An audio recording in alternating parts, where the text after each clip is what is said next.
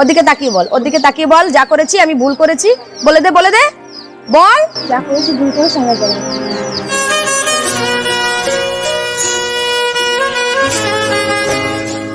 ভালোবাসার নিয়ম মনে হয় এমনই, পেয়েও হারাতে হয় প্রিয়তমাকে। ভালোবেসে ঘর ছেড়ে মুসলিম মেয়েটি হাত ধরেছিল একটি হিন্দু ছেলের। ও যদি ওর সাথে সংসার করতে চায়, ওর মতের বিরুদ্ধে আমরা যাব না, আর যদি না যায় তাহলে একদম যেটা ন্যায্য পদ্ধতিতে ডিভোর্স কিভাবে করিয়ে দিলে পরে ওরা দুজন ভালো থাকে, আমরা সেই ব্যবস্থাটাই করব। ডিভোর্স করাবো, সরকারি উকিল দিয়ে ডিভোর্স করাবো, আর ওই ইসলামের একটা ডিভোর্স হয় না। কিছু মাস সংসার করে তারা, ভালোই যাচ্ছিল তাদের জীবন। প্রায় মাঝেই অসুস্থ হতো মেয়েটি, বলল তার প্রেমিক স্বামী। কিছুদিন যাওয়ার পর মেয়েটির পরিবারের সাথে যোগাযোগ করতে দেয় ছেলেটি। ভাবলো অসুস্থ থাকে তাই বাড়িতেই যোগাযোগ করলে হয়তো ভালো লাগবে মেয়েটির। কে জানতো এই যোগাযোগেই কাল হয়ে দাঁড়াবে ছেলেটির জীবনে। যখন আমি গুজরাট যাই, গুজরাট মোটামুটি যাওয়ার 3-4 মাস পরে ভীষণভাবে শরীর খারাপ। প্রথম কথা, শরীর রক্ত ছিল না।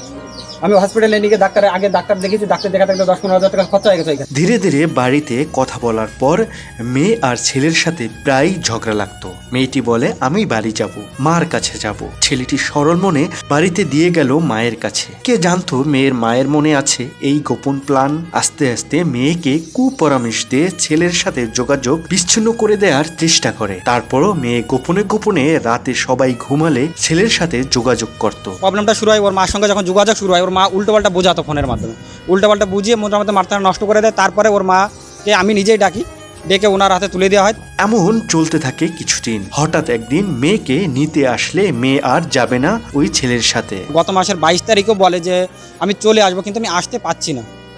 তোমার সঙ্গে এই লাস্ট কথা হয়, তারপরে কোনো যোগাযোগ হয়নি বলে আজকে আমি এখানে এসেছি। এরপর বারবার মেয়েটিকে জিজ্ঞেস করা হলো তুমি তোমার স্বামীর কাছে যাবা না? বলে না।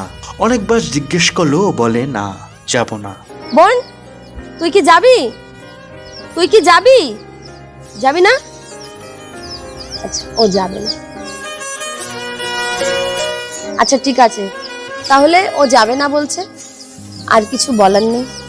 উপস্থিত সবাই অবাক হয়ে যায় যে কিনা ভালোবেসে চলে গিয়েছে, এখন আর যেতে চাইছে না। এ কেমন ভালোবাসা? আচ্ছা আমি একটা কথা বলি, ভালোবেসে যদি কেউ গরিব মানুষের সাথেও যায়, দিন আনা দিন খাওয়া, তবুও শান্তি, তাই না? যেহেতু একবার বিয়ে করে ফেলেছে একবার, ও যদি ভালোবাসে যাওয়া উচিত আমার মনে হয়। সবাই ধারণা করতেছে হয়তো মেয়েটি পারিবারিক চাপের কারণে যেতে চাইছে না। পরিবারের কাছে ভালোবাসা আজ অসহায়। তো ও মাকেও ভালোবাসে, বাবাকেও ভালোবাসে, তোকেও ভালোবাসে। যার দরুন ও এমন জাতাকলে পড়েছে, না তোকে ছাড়তে পারছে না বাবাকে ছাড়তে পারছে, এত কষ্ট পাচ্ছে, নিজে কিন্তু শেষ হয়ে যাচ্ছে, নিজে কুড়ে কুড়ে শেষ হয়ে যাচ্ছে। একবার চলে গেছে, বউ হয়ে গেছে, তার সাথে থেকেছে, 6 মাস সংসার করেছে, এখন করে তো ফেলেছে। মেয়ের মার সাথে তর্ক লেগে যায় উপস্থিত সবার। মেয়ের মা বলে যে ছেলেটাই তার মেয়েকে নিয়েছে, ছোট লোক গরিব, বলে তুই যোগাযোগ করিস আমার মেয়ের সাথে, আমার মেয়ে তোর সাথে কোনো যোগাযোগ করে না। আমার মেয়ে আমার হাতে তুলে ওই রকম ভাবে তোলা হয় না, আমি ডিভোর্স করিয়ে দেব, তোমার হাতে তো দিয়ে গেলাম, তোমার মেয়ে তোমার কাছেই রয়েছে বাবা, তোমার মেয়েকে নিয়ে যাচ্ছি না। ছেলেটি কয়েকবার নিজের জীবন বাজি রেখে স্ত্রীর জীবন বাঁচিয়েছে, তার ফল আজ সে পাচ্ছে। ভালোবাসা কি বাড়ি ঘর অর্থ সম্পত্তি টাকা দেখে হয়? বলছে ভিখারি, আমার মা বলছে ভিখারি। আচ্ছা ভিখারির ঘরেই তো তোমার মেয়ে তার হাত ধরে বেরিয়ে গেছিল, তোমার মেয়েকে তো জোর করে নিয়ে যায়নি। তোমার মেয়ে খাটের নিচে শুয়ে শুয়ে গল্প করে, আর তুমি খাটের উপর থাকো, তুমি কিচ্ছু বুঝতে পারো না। এটা সম্ভব? আসলেই এই পৃথিবীতে সত্যিকারের ভালোবাসার কোনো দাম নেই। ভালোবাসা আজ অসহায়। যারাই ভালোবেসেছে তারাই সমাজে দোষী হয়েছে। সমাজে মনে হয় ভালোবাসা ধনী গরিবের ব্যবধান এখনো চলমান আছে। কেন অন্য জাতির একটা মেয়েকে তুই ভালোবেসেছিস? তুই হিন্দু মেয়ে চোখে দেখিসনি? হ্যাঁ চোখে দেখিসনি?